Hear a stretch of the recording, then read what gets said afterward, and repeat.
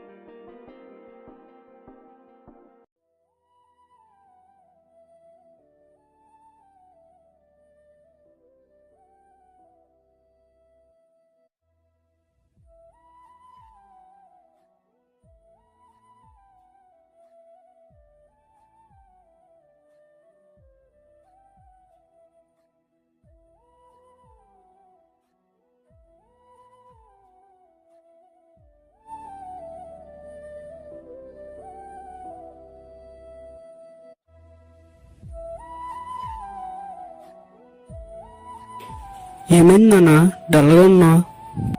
వ్యవసాయం మానేద్దాం అనుకుంటున్నాను రా. ఏమైంది నాన్న? వ్యవసాయం పరిస్థితి రోజు రోజుకి మారిపోతుందిరా. ఒకప్పుడు మన పరిస్థితి ఈ వ్యవసాయం చేస్తూ సుఖపడిన వాళ్ళ కంటే చనిపోయిన వాళ్ళు ఎక్కువ ఉన్నారురా. నాన్న, రైతే రాజని, రైతే దేశాన్ని వెనుముకని అంటారు కదా. ఒకప్పుడు రైతు దర్జాగా బతికేవాడురా. ఇప్పుడు జస్ట్ బతుకుతున్నాడు అంతే. ముందు ముందు బతుకుతాడో లేదో కూడా చెప్పలేదు. రైతులకి ఇన్ని పథకాలు ఉన్నాయి, సినిమాల్లోనూ టీవీల్లోనూ రైతుల గురించి గొప్పగా చెప్తారు.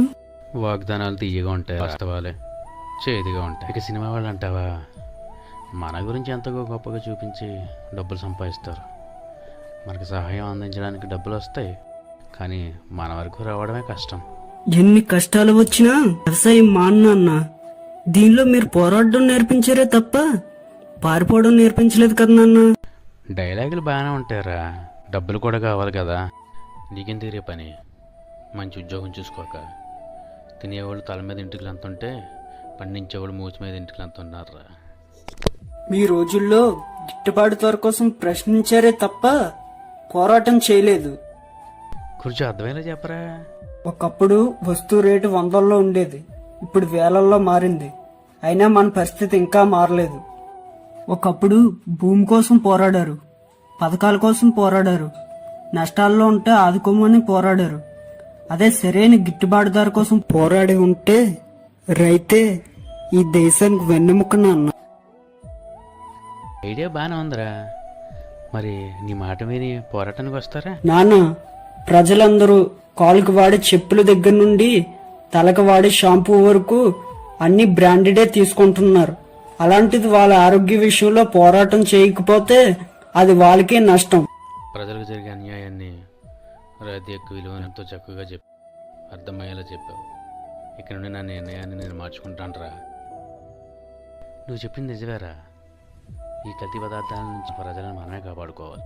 ఇప్పటికీ మన మాట వినకపోతే నమ్మలేని నిజాలు చెప్తాం నాన్న. ఏంట్రా అది?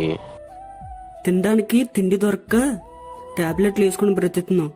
అలాంటప్పుడు మనం కూడా పంట పండించడం మానేస్తే దేశం మొత్తం టాబ్లెట్లు వేసుకుని బ్రతకాలన్నా. అప్పుడు కొత్త జబ్బులు కూడా తెచ్చుకున్నట్టు అవుతుంది. ఇదే విషయాన్ని ప్రజలకి ప్రభుత్వానికి అర్థమయ్యేలా చెప్తావరా?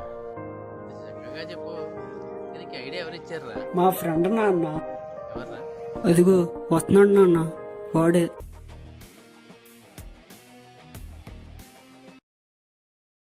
ప్రపంచంలో ప్రతి తెలుగువారి కులం మతం రంగు వేరువేరు అయినప్పటికీ అందరూ తినేది అన్నం. కానీ రైతులు ఈ రోజుకి కూడా ఎలాంటి పరిస్థితుల్లో ఉన్నారో మీకు తెలిసిందే. ఇప్పటికీ కూడా రోజుకు 20 మంది పైగా రైతులు చనిపోతున్నారు. మీకు తెలుసా? ఇది ఎప్పటికీ ఇలాగే కొనసాగితే రైతును కూడా మ్యూజియంలో చూడాల్సి వస్తుంది. దీనివల్ల మనకి మన పిల్లలకి మాత్రం నష్టం. ఎందుకంటే ధరలు కల్తీ బాగానే పెరుగుతాయి. కాబట్టి రైతులు ధర్నాలు చేసేటప్పుడు మీ కనీస మద్దతు తెలియజేయండి. లేదంటే ముందొచ్చే ఆకలి చావులకు మనము ఒక కారణమే. గుర్తుంచుకోండి మిత్రులారా.